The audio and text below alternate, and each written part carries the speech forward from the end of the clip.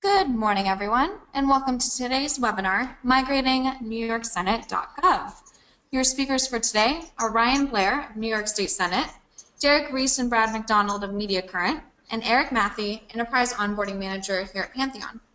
Just a few housekeeping items to go over before we start. Please make sure you submit any questions you have during the presentation in the question window or tweet them at GetPantheon. We will answer as many of the questions as we can during the Q&A portion of today's presentation. Also, this webinar will be recorded, and the recording will be made available to everyone next week. I'd now like to turn it over to the team. Hi, good afternoon. We're going to start off with some introductions. I'm Brad MacDonald. I'm a Senior Project Manager with Mediacurrent, and I've been working with Drupal as a project manager and developer since 2008, and been involved with the New York Senate project since last summer. Derek? I'm Derek Reese. I'm a Drupal developer at Mediacurrent. I architect and develop solutions for clients with Drupal.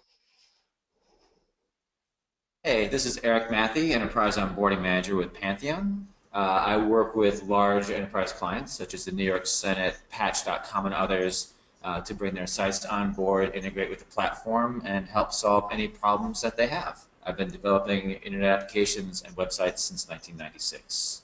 Ryan? Hi, this is Ryan Blair. I'm the Digital Director at the New York State Senate and function as the Product Manager for NYSenategov, specifically our 2015 redesign that launched back in the fall. All right, thanks, everybody. So let me give a little bit of our rundown today. So today we're going to discuss how Mediacurrent, Pantheon, and the New York Senate tackled a complex hosting platform migration. We're going to go over how the migration came to be, the unique challenges we faced, how we approached planning, architecting, and executing the migration, and finally go over the outcome of this effort and go over our current status. So we're presenting this from 4 perspectives and involvements.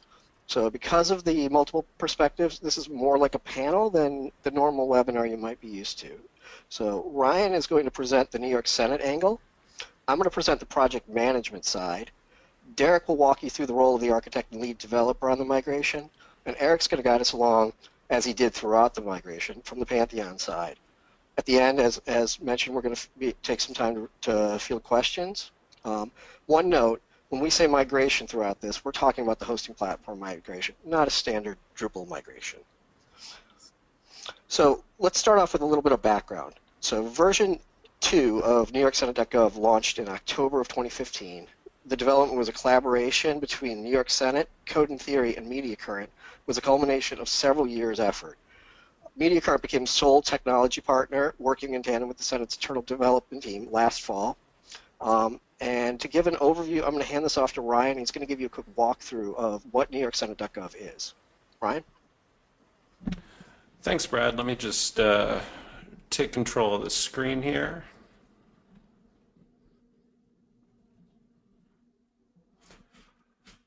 Screen 2, show my screen. All right, can everyone see the Great Seal of the State of New York? Yeah, Looking great, Ryan. All right. Well, so to understand the purpose of NYSenategov, I would ask everyone out in the audience to think of a time when they've perhaps thought about contacting their elected official. Maybe it was an ad that they saw on TV or something they got in the mail from an affinity group saying, contact your congressman, contact your senator, contact your state senator. I think that is basically one of the big sort of institutional problems that our 2015 redesign set out to solve. From the perspective of an elected representative, constituents have opinions, lots of opinions. Whether they're on the local issues, state issues, federal issues, or global issues, they love letting their elected officials know where they stand.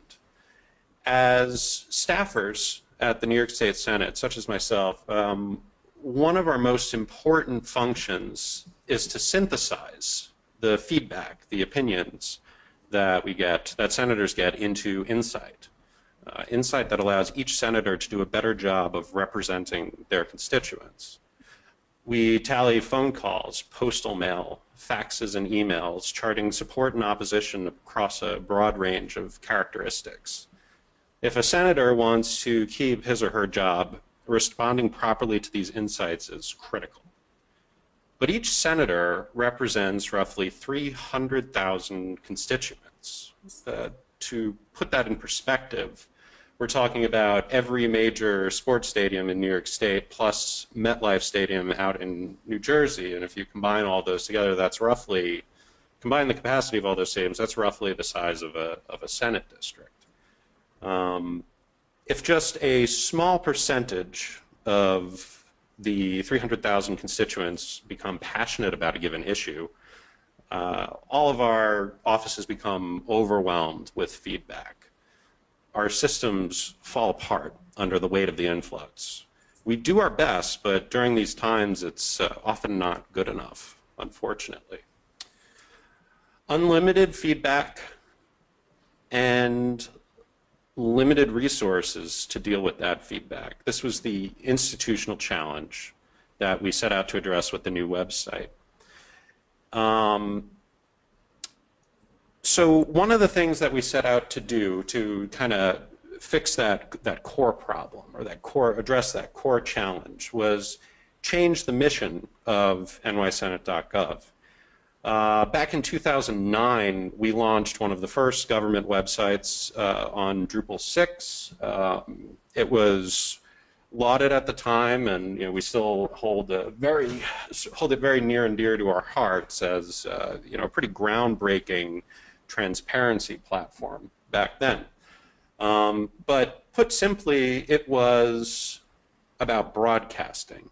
It was about exposing the inner workings of the Senate to constituents around New York State. The way that we changed it in our 2015 redesign, which we started working on about 3 years ago this month, we changed it to broadcasting and listening.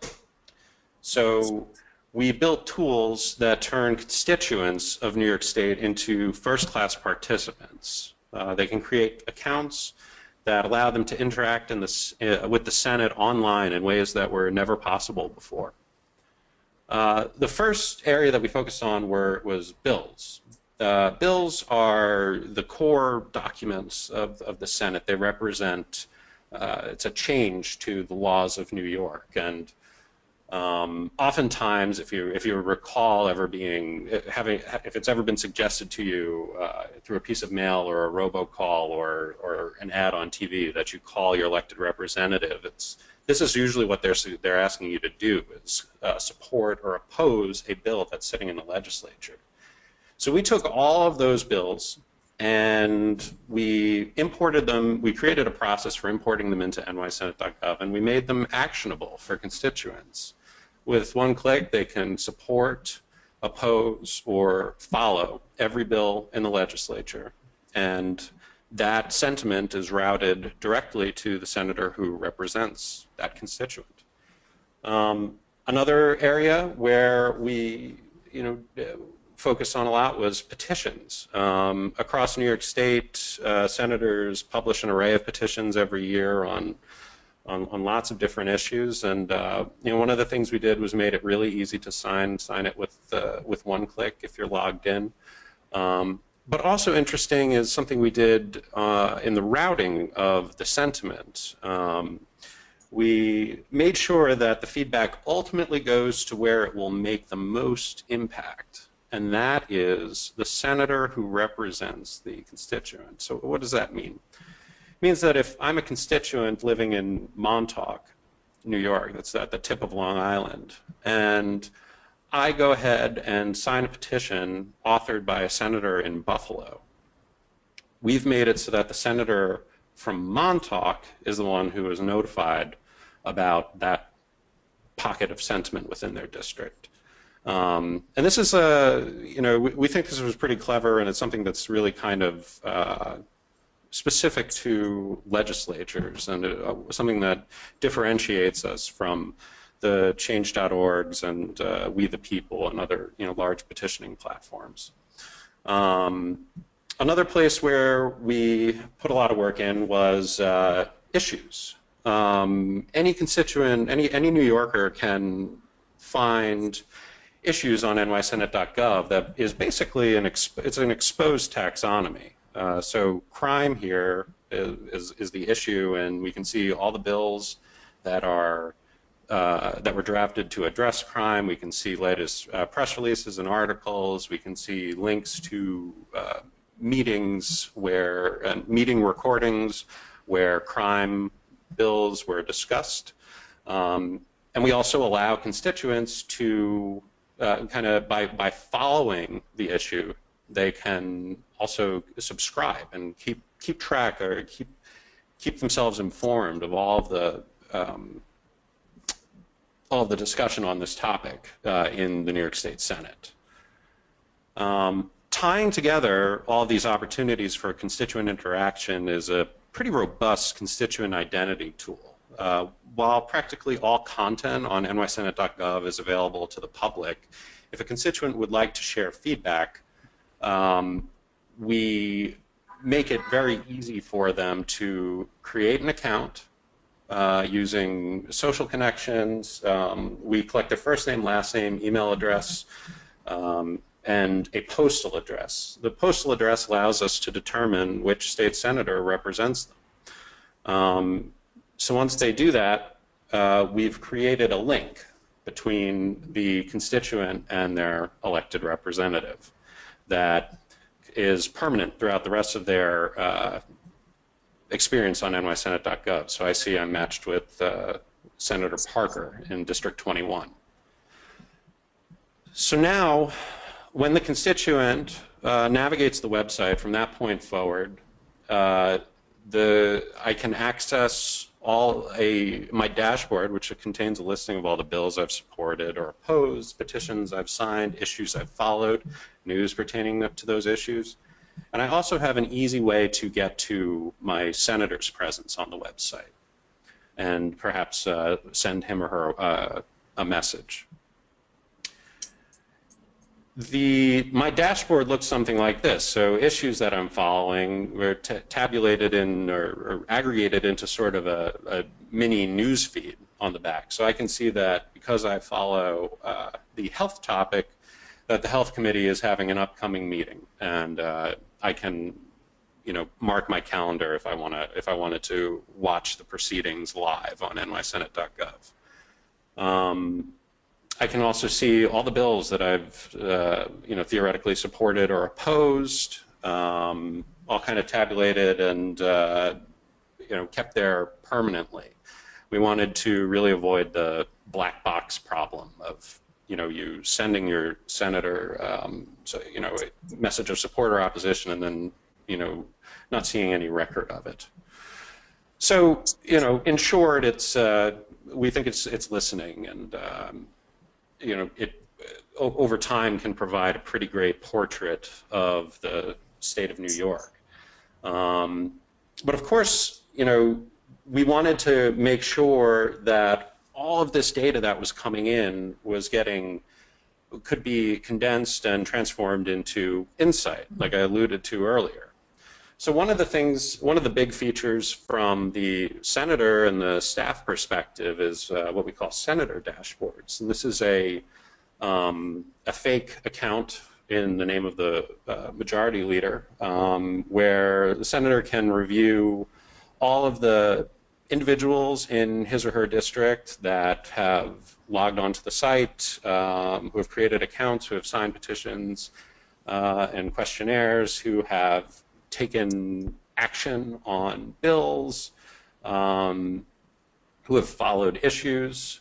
One really cool thing that we can do now that that was very difficult to do in the past is that for every day, senators can log into this and see a listing of all the bills that are being taken up on the floor, bills that they're scheduled to be debating, and see neat pie charts of support and opposition within their district for every bill there.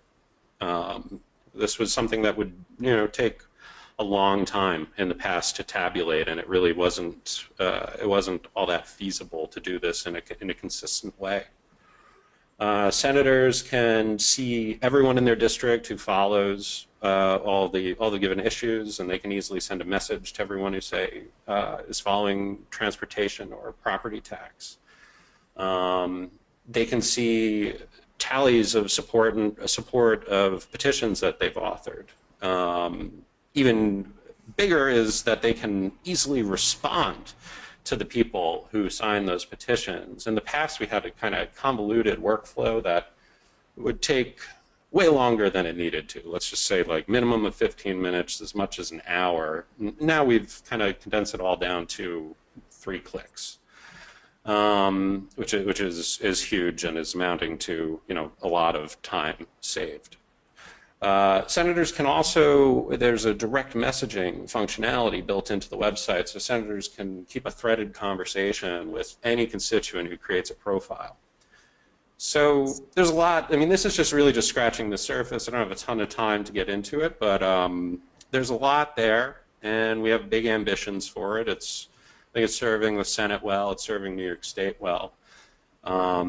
We think that it has, you know, we think that every legislature in the country could benefit from this tool set, and we're interested in expanding it more. Part of that was moving to a scalable platform such as Pantheon, and that was a hell of a task. I mean, we were talking about 50,000 bills, 15,000 resolutions, more than 15,000 articles, press releases, 10 gigabyte database, 100 gigabyte file directory, and a Solar index with more than 190,000 documents, which was, you know, pretty complex in its architecture. So to assist us with that was Brad and the Mediacurrent team. So Brad, take it away. Thanks, Ryan. Really nice presentation there. So when the site was launched originally last fall, it was hosted on another enterprise-level cloud platform. And slightly after that launch, you know, the Senate started reviewing options, which would eventually lead us to the migration we're here to focus on today. One thing I should mention is once the decision to move to Pantheon was inked, we were facing a deadline of December 31st to move off the current host. So how did we get to the point of needing the migration?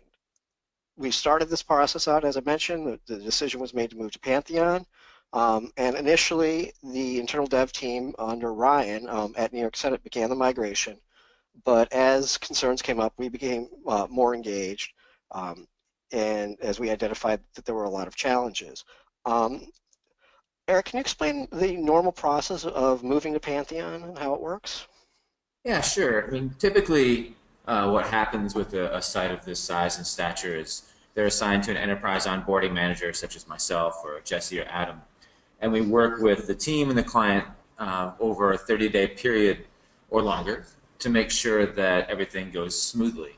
You know, that gives us a good week for the migration, a week for new feature development, a week for QA, and then like a week for final tweaks and fixes before launch.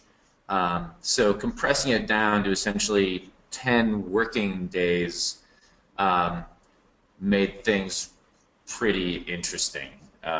Definitely not recommended standard operating procedure for sure.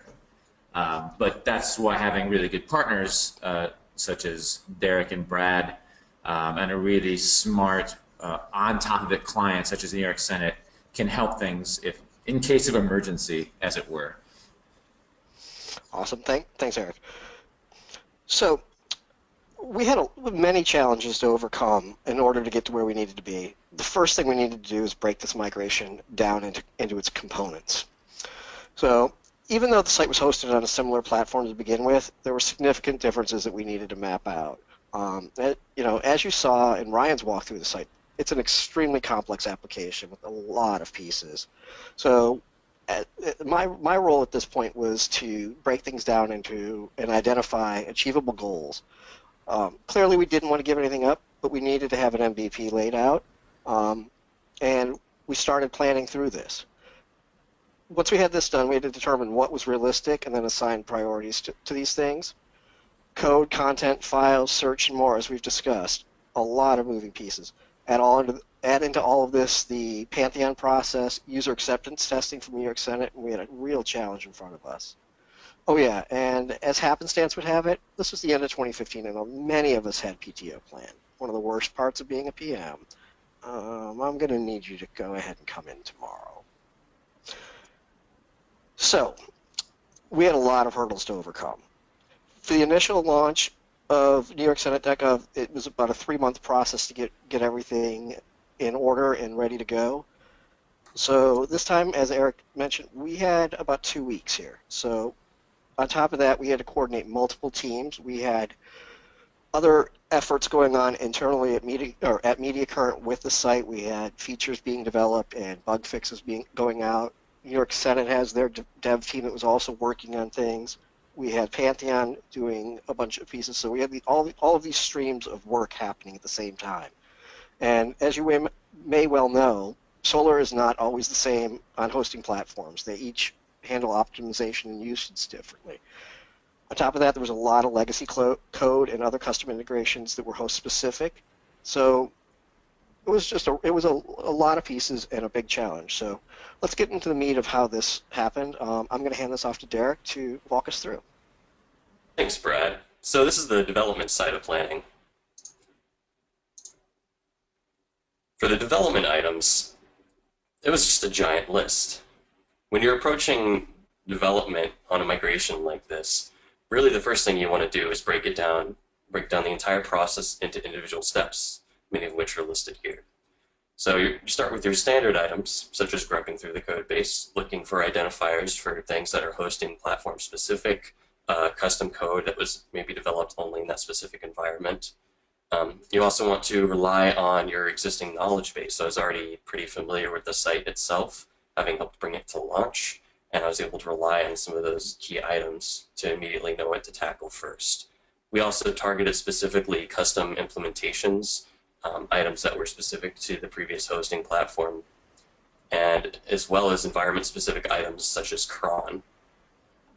Those are the big items that you really want to kind of tackle as far as breaking down that process when you get started on approaching migration like this. Finally, for breaking down that process, we wanted to make sure we had coverage for our live items, and that was addressed at the very end of the process. So things like enabling stage file proxy as a tool for ensuring that no images are missed, and if they were, they would be automatically downloaded. Things such as having the Solar index completely ready to go for site launch, and having load tests, all of those happening at the same time. We also did a lot of planning and testing for contingencies, a lot of discussion about what could possibly go wrong and how we would address that should that need arise, as well as optimizations of the code base for legacy code, items that we didn't think might be very performant on the new platform and that specifically needed attention and testing. And then, of course, the final testing before live. When we were looking at approaching this migration, we made a decision very early on to go ahead and script every single process as much as possible. This would help us keep things repeatable, testable, and allow us to isolate sections of code that we could run over and over just to make sure everything's 100%. And when it came to the NIDA migration, allowed us to just essentially kick it off and know what to expect. So when you're scripting the migration, which a lot of the steps are mentioned here, you first create your list of steps, everything that you know you need to have happen for the script and migration to kick off successfully. And for each step, you build a list of dependencies. So each one of these steps has its own list of dependencies, prior steps that are required, or configuration that needs to be set up in order to kick off. From that, you can kick off into ordering each of these steps appropriately, so every dependency is resolved, and then go ahead and write the script. One of the things you want to keep in mind when you're developing a script for migration, and in our case we used a combination of address script as well as shell scripts. The big difference that you want to keep in mind is the Drupal API versus doing hard SQL queries. The Drupal API itself is very good at handling uninstalls, installations, and generic configuration changes. One thing it's not very good at is environment-specific configuration. So that's something that was specific to the previous hosting platform, and that's where we went ahead and dove into actual SQL queries to get those things updated. And then finally, we set ourselves up with a goal site configuration, what we wanted the configuration to look like on Pantheon. And this drove our final set of features that were implemented into the scripting for the migration. Once the script was complete, we were ready to move on to actually executing. First major step of actually executing the migration was creating a production backup database. So as mentioned before, the database is massive for this site, 10 plus gigabytes. So it was too large to use typical methods such as uploading through the GUI, and using Pantheon Terminus. So with those hundreds of thousands of nodes in the database, we found out the hard way that really the best way to handle it is using redirection, which we have an example of here. We also made sure that we didn't just have one backup; we had multiple backups, all different timestamps at all different points throughout the migration. And in order to keep it clean, we did have a cutoff for content, but we were able to keep that very short. And on top of that, with the large amount of files and the large size of the database, we had to make sure we did planning around the migration itself for connection stability for the workstations where all of the access and uploading itself was going to occur. Our time for execution for this project was about an estimated 70 hours of effort. With how intimately familiar we were with the code base, knowing the challenges that lay ahead for us. The 70 hours of effort was done in about 3 business days, which is not exactly the same weighted to it. It's extremely risky and very dependent on strong collaboration with both Pantheon and New York Senate. It requires a very good team to make it happen. So one of the strategies that we had for executing this was parallel threads of work. Erik and Brad, if you want to talk a little bit about how we were able to make that happen. Yeah, so as I mentioned, we had a lot of different things going on. We had Derek working on the migration. We had, testing happening. And Erik was doing, from Erik's side, there was a bunch of testing happening as well. And this is where, this is one of my favorite lines to say is the planning and strategy beat the uncertainty. So this was definitely a unique challenge. Yeah, I mean, typically, everything goes through its process, and when the site is code and configuration complete, we do the load tests and like final QA and that sort of thing. And this is one of those really oddball situations where we're doing acceptance testing and load testing and hunting for bugs on various, multi-dev environments and main branches, while feature development and other things are happening kind of at the same time. And it's tough because any one little thing that goes wrong in any one of those concurrent threads, sets all the other threads back, right? Because then you have to roll the configs or the changes of the code into all the other concurrent processes that are happening. So you have to have just a ton of constant communication throughout the entire process, like almost hour by hour, minute by minute, just like, hey, how are you doing on this? All right, well, this just happened. What's happening with that? Yeah. If you look at our calendars from the end of last year, we pretty much had meetings all day, which were just these open working sessions throughout the day of checking in with each other. What a use of the multi-dev environment too. Wow. Yeah, the multi-dev is kind of key for this, really. Yeah, I mean, from the Senate's perspective, I don't see how this could have been done without the multi-dev instances. And on top of that, I mean, recall that our team was still actually, we were doing some light feature development on the old hosting platform at the same time. Some end-of-year tasks that come up at the end of every year, and these had to be carried out regardless of the massive effort that was going on the hosting platform front. So a lot of moving parts, and I wouldn't wish it. None of us, I don't think, would wish it on our worst enemy. So we should probably talk about how we actually executed this, huh? Yeah, so we had like a multi-dev on getting solar working. We had a multi-dev for load testing. So all that concurrently allowed us to kind of get to this timeline where we were able to execute it. And when we're executing itself, we sort of have a list of instructions up here for how we handled that. But we made sure that we fully tested everything on the staging environment beforehand, so we knew exactly how it was going to flow and what the execution itself would look like.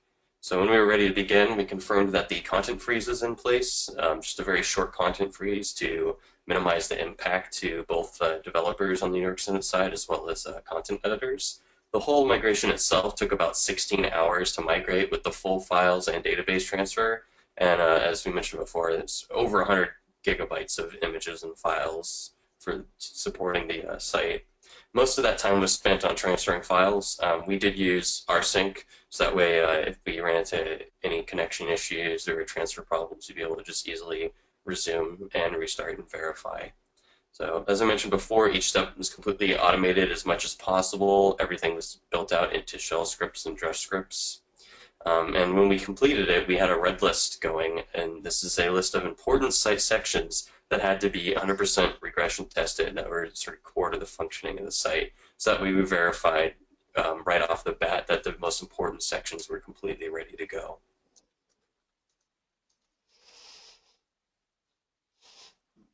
Awesome. So we were able to define our MVP, and on December 29th, around noon, we launched on Pantheon. This was really great. We had a lot going on. We spent the next 2 days doing debugging and making additional updates, a lot of which were solar related. Yeah, so we collaborated with Pantheon to nail the solar functionality for the site. New York State Senate has a custom solar search that allows you to poke around all the different content items such as bills and petitions, etc. on the site. So we worked very closely with Pantheon to get that custom implementation running. Erik, if you wanted to speak a little bit to that. Yeah, on my end, Solar is part of the Pantheon platform as a whole. Because none of us really enjoy working with WordPress or Drupal's stock search functionality. It's not really all that great. But Solar is what it's built for. So I get to work with a lot of really basic Solar implementations. And this one was a lot of fun because of all the different types of content that the New York Senate has between the bills and everything else that they have to search. It was a multifaceted custom Solar search, which I don't get to get my mitts into very often. So it was a tremendous amount of fun to actually have Solar get stretched out a bit, like to actually stretch our legs with our Solar implementation. Was fun for me anyways. It could be a little bit frustrating sometimes when you're trying to figure out, like, why does this particular query not work versus that query and that sort of thing, which comes down to sort of platform-specific implementations of Solar. But that's part of the challenge and part of the fun, although usually not on a 14-day timeline. And Erik has like a really twisted concept of the term fun. I mean, those just as an aside, those the bill content type or entities, those I think there's something like 15, 20 or 30 fields in that one content type, and we index most of them, and some of them are field sets too. So it was hairy. Yeah. Go ahead. I think that's putting it nicely. Yeah. So also, but I mean, when we did launch from the Senate's perspective, this, as much as hectic as everything appears in the way we're all describing it, as clients, I think we were pretty happy with the end result because for our 200 plus internal users of the site, they really only had about 2 business days where they were in a content freeze and could not post anything to NYSenategov with the expectation that it would make it over to the new platform, which I think that's a pretty good win. And it also, because we kind of left it until the last minute, most of them were on holiday break anyway. So hardly any. It was mostly imperceptible to them, and I think it was totally imperceptible to our end users or our external users, the New Yorkers, constituents. we just flipped the DNS around noon, and all of a sudden we were chugging on Pantheon. Boom. So that leads us to our, where we are today. So after the launch, we began working on some of our next initiatives. So a little bit of an overview. So version 1.0 of New York Senate was on Drupal 6. 2.0 was the version that we released on Drupal 7 that went out in fall of 2015. Currently, we're on version 2.18.x something. That zero is not accurate anymore. And we're working towards release version 3. So our hope for version 3 is to have a full, open-sourced, open architecture version of this that's available on Senate. There's a lot of challenges in this. Ryan, you can give a little bit of, background on what your goals are, or what your thoughts are on going open source, and what some of the challenges are as well.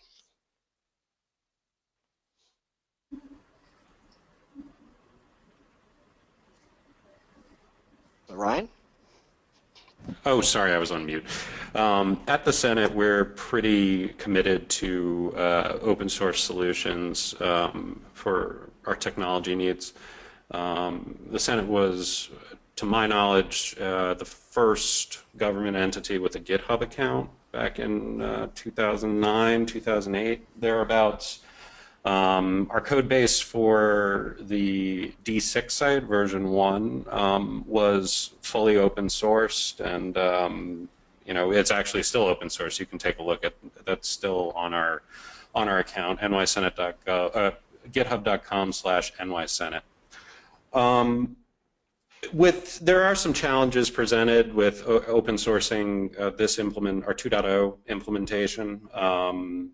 The first off is that this website, this platform collects a lot of information, private information about constituents, and it is our highest priority to keep that secure. These are private communications between New Yorkers and their senators, and vice versa. So we obviously don't want to do anything that would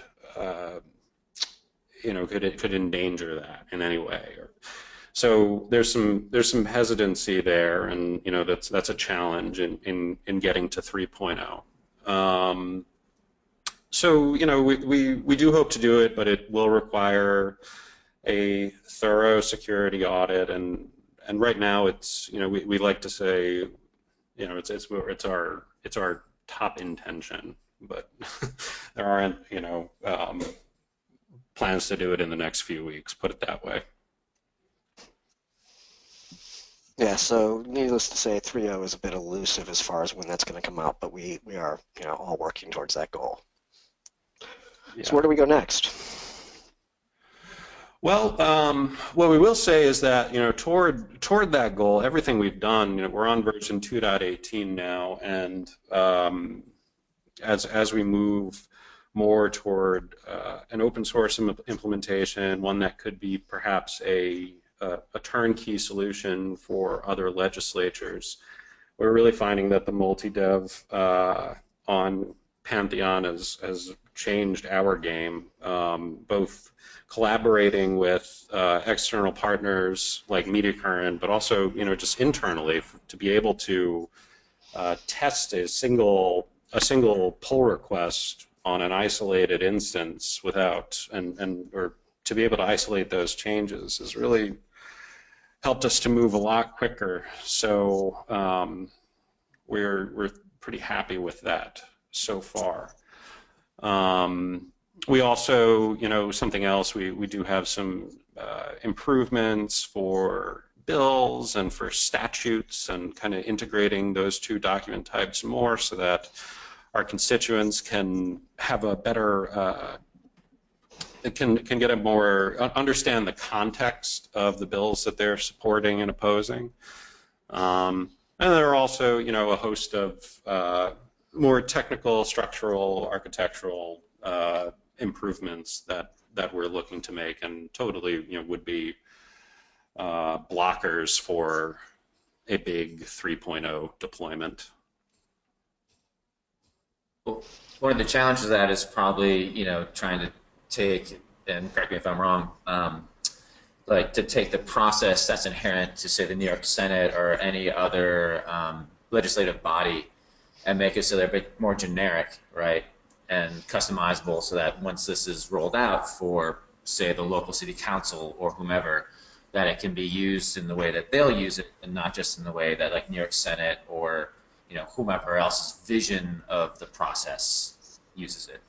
Yeah, totally. I mean, lawmaking is, there's a lot of, while there are some core principles that most legislatures follow in their process, that there are lots of ways that they can differ. I mean, and even in New York State, the New York State Assembly, the lower house of the legislature, handles this workflow slightly differently, even though they're supposed to interface directly with the Senate. They use different metadata. They describe bill authors using different terminology, and that's a pretty minor difference, but it's a significant one. But if you take the difference between New York State and the federal level, I mean, the bills, if you look at a federal bill and a New York State Senate bill, it's very hard to believe that they even come from the same class, or that they could even be categorized as the same kind of document. So there's tons of esoteric knowledge that would have to be built into the platform for it to be, like, really, for it to be turnkey. Or we just open source the core components and allow and encourage other legislatures to extend it. Right. Yeah. So, well, yeah. Well, go ahead. I just want to tag it on. We at Pantheon, we host a lot of different upstreams so that people can just, if somebody wants to roll out, a CRM site or OpenHCM or any number of Drupal installation profiles, they simply can.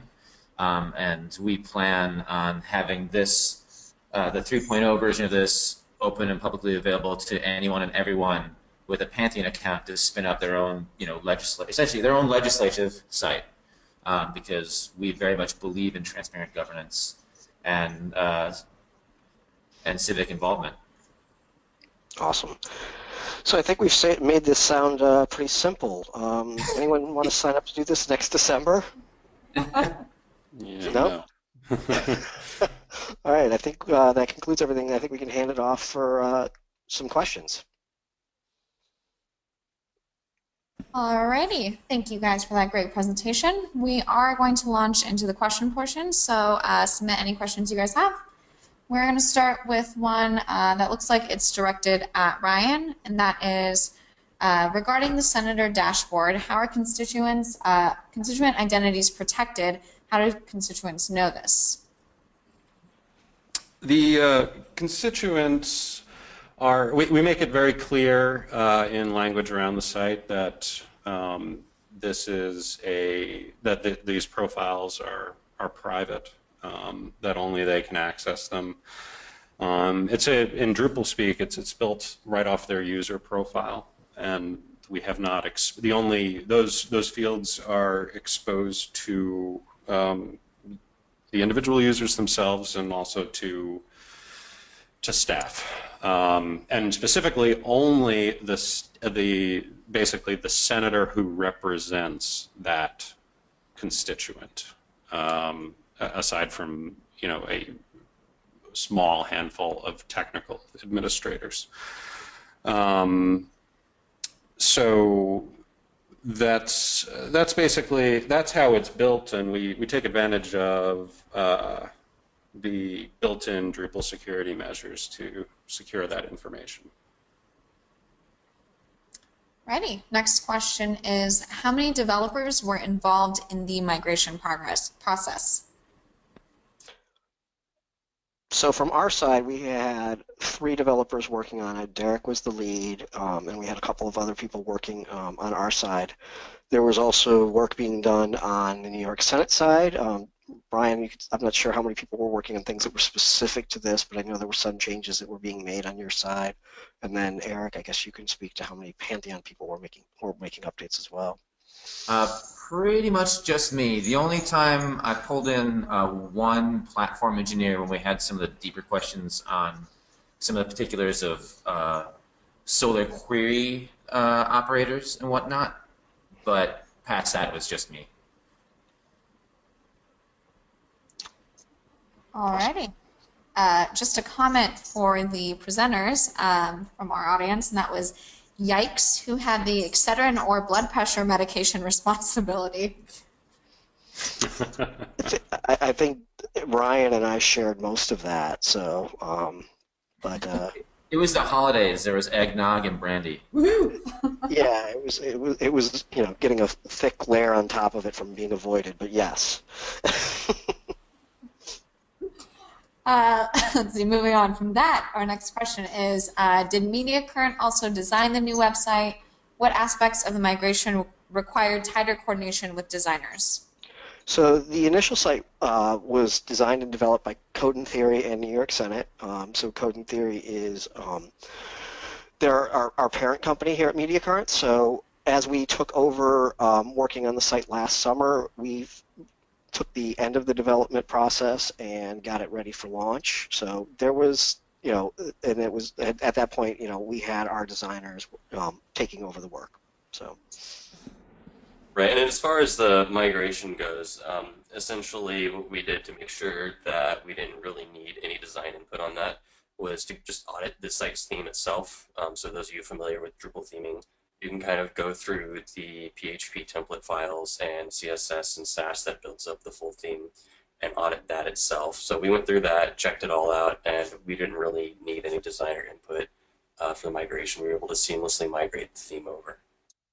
Yeah, and when I load tested it, amongst the things that we look at on load testing, isn't just the back-end performance, but we also audit the front-end performance. Byte first time, seconds to first byte, DOM processing, all that sort of fun stuff. And typically we find something to poke a stick at, but we didn't really have any issues with the theme layer at all on this one, which quite honestly is kind of rare. There's usually something on the theme layer for us to say, well, this could possibly be a little bit better or quicker or better or structure or whatnot. And this wasn't the case, which again, on a 14-day turnaround was a godsend. Yeah, and that was 14 days with, a couple of holidays involved. Weekends, right. And, well, yeah, I don't think we had weekends, but yeah, we had holidays. Yeah. Right, next question. How did you guys handle the content freeze for users, i.e. new users, comments, messages, supportive issues, /bills, and so on? Ooh. Well, we so a few things. We did there was some internal messaging that was sent around to all of our users. We actually, at the Senate, we keep a discourse instance privately, internally, that we use to communicate with just the end users of NYSenategov, and we put out a notice that way, and just basically told them to keep their hands off for 2 days, or if they did, you may or you may not get all of your press release might not get carried forward. We did lock down permissions for some of the end users, and it was, the window for that was shorter than what we did for our internal users. Yeah, so to sort of add on to that, the dress script that I mentioned that we developed for executing the migration included steps to go ahead and go in and adjust those permissions and lock down the site. We also did run a diff on the database before and after migration to ensure that everything looked good. But mostly just those permissions changes and minor site tweaks that were handled. The dress script handled all of those. Yeah, and I think as Derek mentioned, it was like a 16-hour process. So I think we were able to cut that window down to just before that launch, or that window started. So end users were able to put stuff in up until half a day before the migration was complete. And that started the night before around 9 p.m., which is typically, until 8 a.m. the next morning. It's very, very low usage on NYSenategov. So. Right. I don't think too many people were impacted by it. It was a long night. I remember that. Alright, moving on to the next question. So this is a Q&A question from an Empire State resident. They're saying, since other New York State, county, and SUNY higher ed sites have also gone Drupal, how much of a collaboration paradigm like joinup.eu has been examined to share and reuse resources and also hosting/security best practices? Ryan?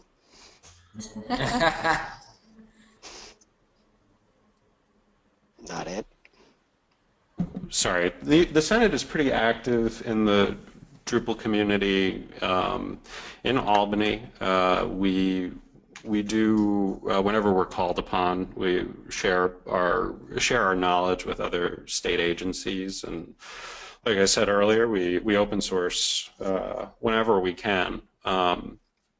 However, the Senate administratively is the legislature is separate from the executive branch, which is where most of the agencies reside within.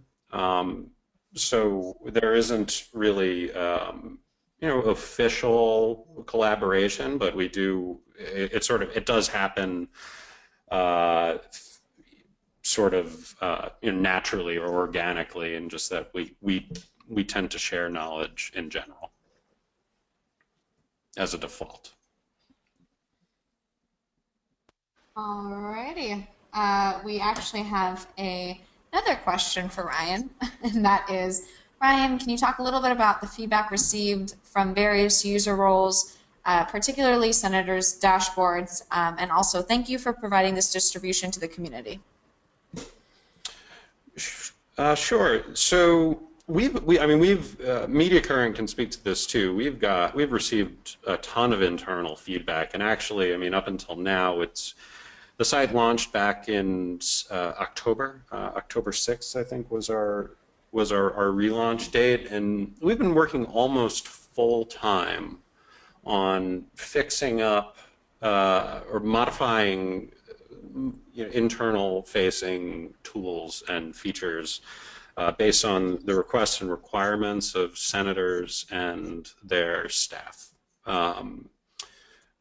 Hundreds, thousands of hours we're talking, and to the point where it's getting quite stable from that perspective, and we're excited to kind of put that part in the past and start iterating a little bit more on user-facing features and making the user dashboard a little bit more functional for them, that sort of thing. Right. Brian. Go ahead, Derek. Well, let me go first, and then you can. So as Ryan mentioned, one of the things that we've been working with New York Senate on is sort of componentizing some of the functionality so that way it can be completely encapsulated, and that'll allow us to get some of these items out to the community faster, for sure. Yeah, and what I was just going to chime in and say is, we mentioned as we were going through this that we, identified an MVP to get this to launch, and, there were a lot of things that we extended over, January was a huge month, which was almost entirely dedicated to making sure that everything was fully optimized on Pantheon, adding in anything new that needed to be, done there. Derek mentioned, cron being, differences with cron, and, that was an ongoing thing of, feeling it out and making sure we had things just right. So there were a lot of things, and then, as February got in, it started waning on, where we were, because we pretty much hit, we'd hit full features by mid-January, and, we're just doing extension, so. All right, we have just a couple of minutes for some questions. We'll squeeze in as many as we can. The next one is, in terms of managing code, has the dev workflow changed much from host to host? So I guess I can sort of speak to that. We actually built out a sort of best practices for both ourselves and the state senate to follow. And our internal workflow, as far as code, moving from Mediacurrent to the repo and New York Senate's code itself, that back-end sort of process hasn't changed too much. But when it comes to features such as multi-dev, actually moving that code over to production, There's definitely a good change in there, definitely a very positive change. Yeah, for the folks in the audience who haven't used Pantheon before, you can go ahead and create a free account to check this sort of thing out. But we have an integrated workflow from dev to test to live. All sites, all levels, even the free ones, get 3 distinct environments, dev, test, and live, that are completely sandboxed from each other. And it's not just pretty much, it is just a push a button to move your code, your files, and your DB from environment to environment. It's painless.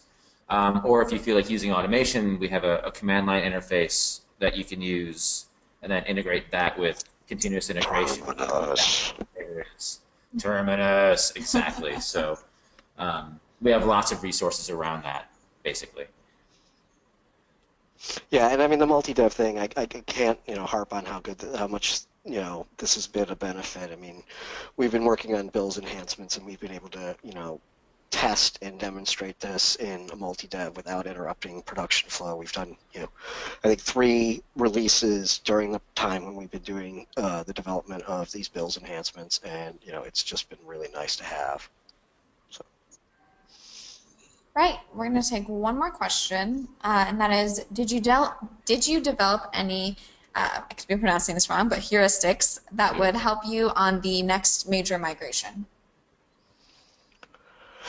Wow, that's a really good question. I mean, I think from a project management standpoint, I'd love to say that there were a lot of lessons learned. There were a lot of things that I feel like we could have done, maybe more efficiently, but because of the nature of doing this in, the 14-day window versus, a normal migration window, it kind of throws things off. I mean, I definitely know how to do, I think we all definitely know how to do this much faster, but I'd rather go back and do it, in a 30-day plus window next time.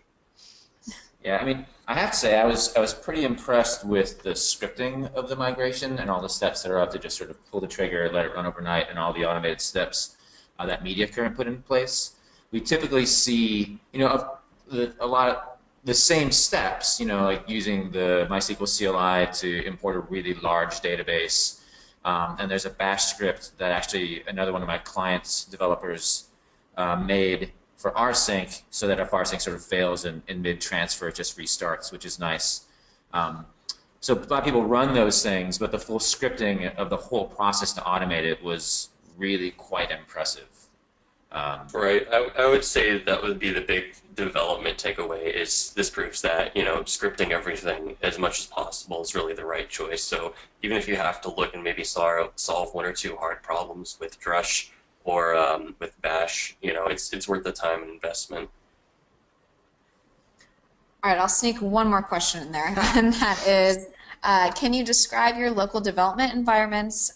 Did devs run Solr locally? Well, so for on the Senate side, I'll summarize really quickly. Some of us still use local development environments. I don't use them anymore. I do any development that I'm doing, I do directly on a reserved multi-dev instance for myself, and I've got it integrated with my text editor so that whenever I do a change in my Git repo, it's reflected on Pantheon immediately. The developers that we have on staff, there's a mix of that, sort of depending on what they do. Pantheon comes with a Solr instance built into each multi-dev. So we're able to, when we are iterating on our Solr implementation, we can test it right in Pantheon, like exactly the same settings, and which was something that we never even really attempted on our old, our former host.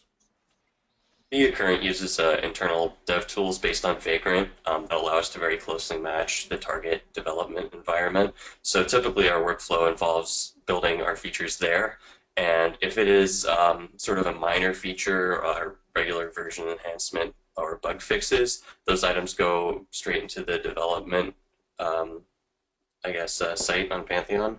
And if it's a large custom feature, so for example, we mentioned before some bills enhancements, those things that we want to have sort of their own timeline, their own agile development methods, those items go into a multi-dev so they can be isolated and evaluated there.